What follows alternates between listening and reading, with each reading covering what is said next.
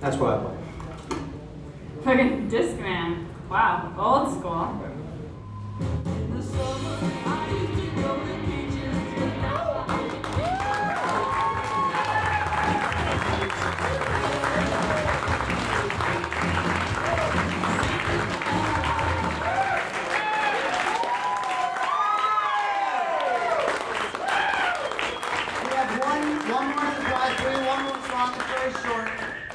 Unshan on the Loo. By the Idea People. Will Rogan and EJ Massa. This attitude is inspired by the machines that are taking over all of our jobs. And here's the twist. We are the machines.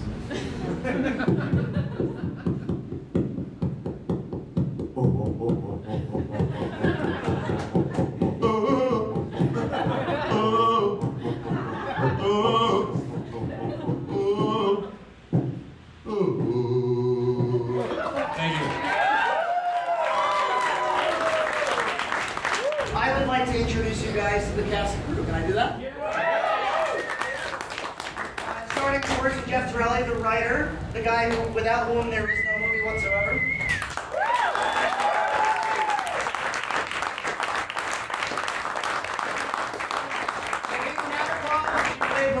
She played Carla in the movie. Maria, are you here? Yeah.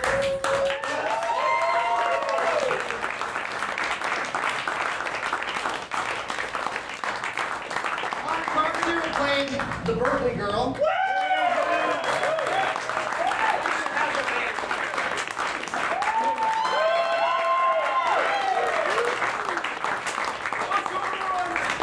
Gage shot the movie. The people in the movie.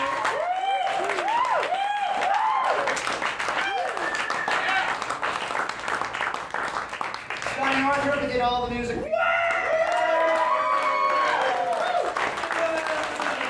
And he was writing, you know, basically the first act of this movie as a short screenplay. And it was the first time I ever looked at something and said, I think I might be able to direct that. I think I can actually kind of sink my teeth into that. So 2 years after that, I approached him once we graduated, and I said, I think I might want to. I kind of just teased it a little bit, and you must have been thinking the same thing because you were like, yes. And since then, it's been like one of the best collaborations of my life. So we're very proud of it. Better than Vicky in Paris. Shut your mouth. On here, I never acted before in a movie. This is our first movie ever. Yeah.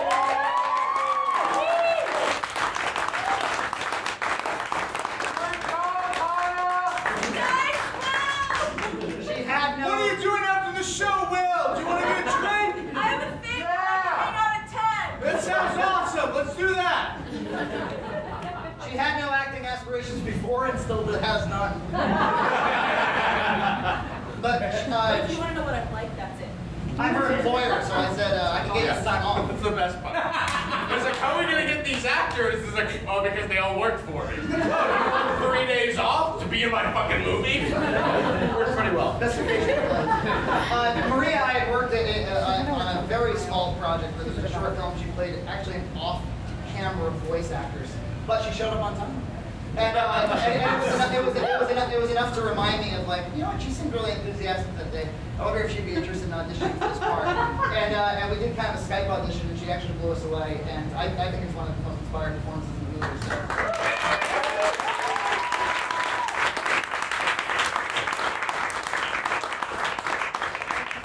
Kyle, the first film that he shot was my third feature, the one before this, called Sexually Frank. Where he had never done cinematography before at all. But I was like, I bet you can do it. And he's like, all right. And I'll also tell you now, we shot this movie in 9 days straight, and that was it. Don't shoot a movie in 9 days. I teach students how to make movies, and I tell them, do not make movies in 9 days. But you don't fucking make movies in 9 days. I would do it again. I mean, if you have somebody like Kyle who can actually move that fast, it kind of works. And then at least it's done, right? Yep. And then, of course, Johnny Northrup, who without his music.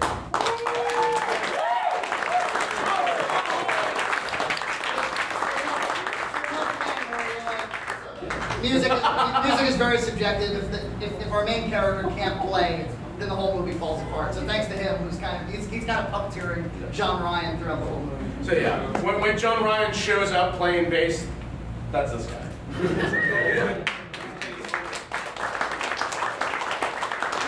So we'd love to open this up to questions if you have them. At the front. Brian Platts, Associated Press. All right, motherfucker. The movie was awesome. When can we expect the next project from you guys?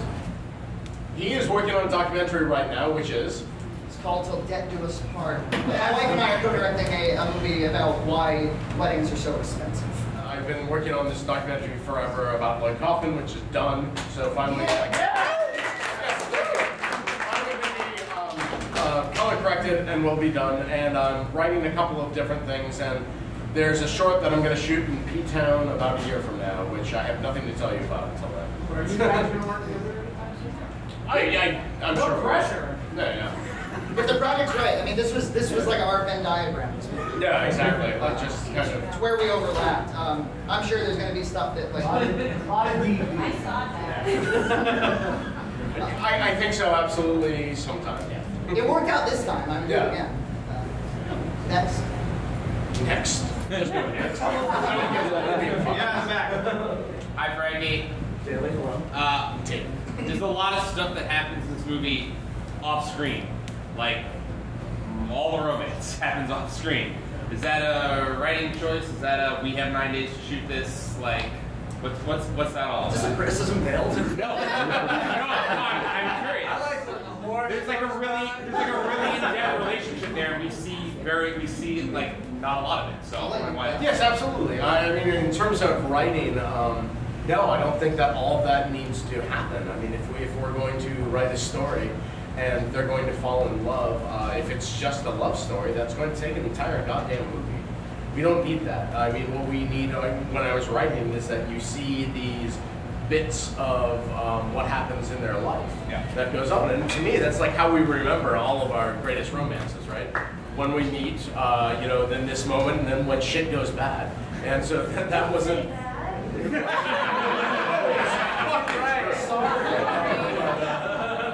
But so, I mean, for me, they're like, unless the movie was going to be entirely about the love of it, no, I just wanted to have these little marks that happen. We both were really conscious when we were developing the story. We were really worried that something was going to be ham-fisted or that something was going to be too much. We just didn't want to step in shit there. And we both have seen a lot of movies. I'm sure a lot of you have seen a lot of movies. I mean, how many times have you seen a love story? Well, because this isn't a love story, right? And so there's love that happens, but man, like, you've seen that a million times. We were really intent on making the platonic love story work. In this case, his relationship with the Berkeley girl kind of lives beyond her leaving to me. It's always going to kind of affect his art. And to me, like, if you had even like a quick kiss scene or anything that hints at romance, that whole thing falls apart. So that was really important. And we had enough people when we sent out the script to people who were just like, oh, what do you think about this? Everyone was like, oh, he needs to fuck her. It's like, no. Oh, no, he has to go fuck her. It's like, absolutely not. That's like the She's 12!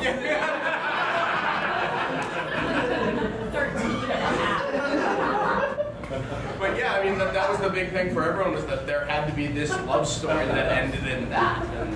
And that ruins the story to me. I mean, if Mark fucks, He fucks us all! yeah, it's a good story. You know? We got into the Austin Film Festival. That's a big deal to us. Yeah. I think I've said that.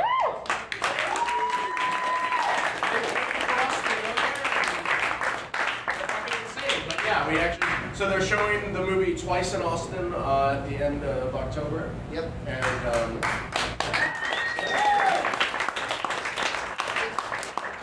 The two of us and Hannah and Kyle are going, and Awesome. some of our parents. My It's very parents. sweet. yeah. Isn't that awesome? His parents are coming in. They come tonight. I saw another hand. Yes, sir. This is a question for you, Frankie. Are you inspired by Richard Linklater at all? And I also wondered, as another question, have you seen Boyhood, and how do you feel about that film? I haven't seen Boyhood yet. I'm fascinated by it, but I haven't You seen should. Who's talking? I like Linklater. I know about him. I respect him. But I can't say that he's like somebody that I've really studied his films all that much. Yeah. Alright, so if you had to say, who influenced you for this movie? Other than... Well, you guys all laughed at the part where he goes, life's pretty cool sometimes, man. Did everybody see American Movie or something?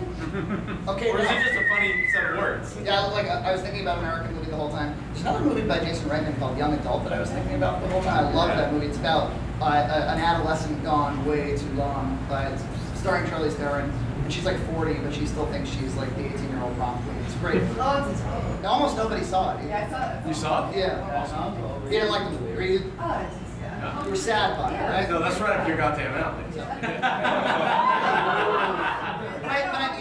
I love rough around the edges, dialogue based. You shoot this in 9 days. You're doing this in 1 or 2 takes tops, and you move on. A lot of the rhythm was kind of built in editing. So as long as we got honest moments from the actors, we were able to build a lot of the rhythm of the scene through editing. And that's actually why there's so much coverage in the movie. You notice that not a lot of stuff here plays out in masters. It really does. Even though I actually love that stuff, but I just don't have the money. I still say don't do 9 days, but I would do another 9-day shoot. And I fucking no, but sincerely, like, we lucked out. I mean, so everything that happened in PA's Lounge, you hear us played, like a bunch of my friends. Who has played in PA's Lounge? Okay, so a bunch of us have played at PA's Lounge before. We only shot there because the place we were trying to shoot, the person who owned it didn't show up. We have an entire crew. They're closed now. Yeah, exactly. Forever. But I mean, we have actors, we have a crew, we have everyone. No one shows up. And then myself and the other producer, your wife, why is she not up here? Yeah, where's Nina? She's working the first table. Okay. Nina is his wife. Come up here, please. So her and I are like, oh, holy shit, we have nowhere to shoot this. We run down the street and to PA's Lounge. It's 11 in the morning. It's 11 in the morning, and we're going there because I know that's where the hardcore alcoholics go. I just know. And that's where we go. And so we show up. I'm pacing on the sidewalk like a maniac. We're never going to muttering to shoot myself about this is 9 days. Yeah. And we have our actor until about 6 days from now. We can only shoot these things today. That's it. I left myself no margin of error. Yeah, none. That's what I mean by don't shoot your goddamn movie in 9 days. So we show up, Nina and I, and we go there, and there is one old lady, drinking whiskey at about 10 or so in the morning, and no one else there. And we go up and say, hi, we'd like to shoot a movie here. Great, when? Now. How does that sound? And, well, for how much? We'll give you $200. He looks around, he sees the one old lady who is drinking whiskey, and then goes, she's like, don't let him do it. yeah. And he says, great. So Nina and I run down the street and we get everyone, and Frankie's like, what, we can shoot somewhere? So within 10 minutes we're all there. We are putting trash bags over the windows so it looks like night. And all at once we are shooting there for about 6 or 7 hours. But we have to be out of there by, what time? Like 4 o'clock. 4 o'clock. Because that's when, the real alcohol will show up. We have to make sure that everything's okay for the real alcohol. Professionals. Yeah, the fucking professionals. The pros show up before. Yeah. So we got to shoot there, and for $200, and got to leave. You'll notice, that scene where they keep coming back to that same table, and it's almost like intentionally repetitious. Yeah. Well, it wasn't. It was really just like we had an hour to shoot all 3 of those dialogue scenes, those disparate dialogue scenes. So I was like, okay. So maybe what we do is we shoot because each time you change the setup, you have to change the lighting, right? And it takes time, and everybody's sitting around waiting for that to happen. I mean, Kyle's real quick, and he had a gaffer with him, C.E. Courtney, that day. They're real quick, but not quick enough. We got an hour. And so I'm like, well, we'll do one setup of the medium, right? And they'll do that. They'll do all 3 scenes in the medium. Then they'll change clothes, and we'll do it in Carla's close-up. Then they'll change clothes again, we'll do all 3 scenes again, and John Rance goes, we made it by the skin of our teeth. Wow. It's only a testament to them having the scenes down. So if you ever watch the movie again, anytime you see them at the table, understand that we had about 20 minutes to shoot all 3 of those. The only thing that alleviated my stress was the woman, the day drinker that he's talking about, was because she's an actual customer, I couldn't like kind of bounce her. So she was sitting like basically in the director's chair. She was sitting like right next to Kyle. She was so angry. It was me, camera, her, and she's like, I'm doing this for this guy. Like they would nail like a real emotional beat. He'd be like, "Do you have any idea how fucking fucked up you sound right?" And she would go, I just like, No, she kept talking. And she'd be like, can you believe the way that she's talking to him? And we're like, that's great, honey, please. And we just got a really good performance. And then just. I'm just plucking that out of the audio and bundling it. Or she would just admire it. She'd be like, very good. And then Salem was actually, notice the scene in Salem, right? Which they called us, because we had arranged it in advance, and they called us and they were like, there's a little too much drizzle, we're going to have to shut you down for today, but next Sunday will work great. We have an actor for today. This was our last day of shooting, so we're like, this is like paradise. We're going to get to go on the Yankee Cannonball. We're going to end it in an amusement park. We're so fucking tired, but it's going to be great. It's going to end. It's just a little intimate two-person dialogue scene. And then, like when they canceled, we were like, so where else can we shoot this? What was the point of Canada? Like again? We're like, well, it's New England. Okay, well, what else is New England? And somebody was like, cranberry bog. And we're like, okay, cranberry. Let's go to the cranberry. Like, what else is New England? They were like, one of those mall fun centers. Yeah, King Richard's, we actually called King Richard's Fair. They would not let us shoot at King Richard's Fair. Otherwise, you would have been watching that. But eventually, we were like, well, it's October in Salem. It's basically a back lot. Let's just show up. Yeah. So we found like a municipal parking lot. We started being like, okay, so maybe Hannah's getting her face painted, and then maybe oh yeah, the Giles Corey, right? Morway and shit. So Morway ends up becoming like almost the theme of the movie, and it was all done. He wrote to me and said, okay, we have to go here. So before I go there, I had to write this scene. It was like quick pages. Yeah, so it took me 15 minutes to write all of those scenes. I wrote to them for 15 minutes and then emailed them, and then they're in the car, looking at them, rehearsing them. Any other questions? All right, I'll tell you what. We have the space until 10:30. So feel free to stick around. If you want to talk to us, it'd be great. If you end up buying something, we got Sharpies. If you want to make us feel like rock stars, we'll sign them. But other than that, we're just gonna break down, and we're just so happy you came out. This was really fun for us.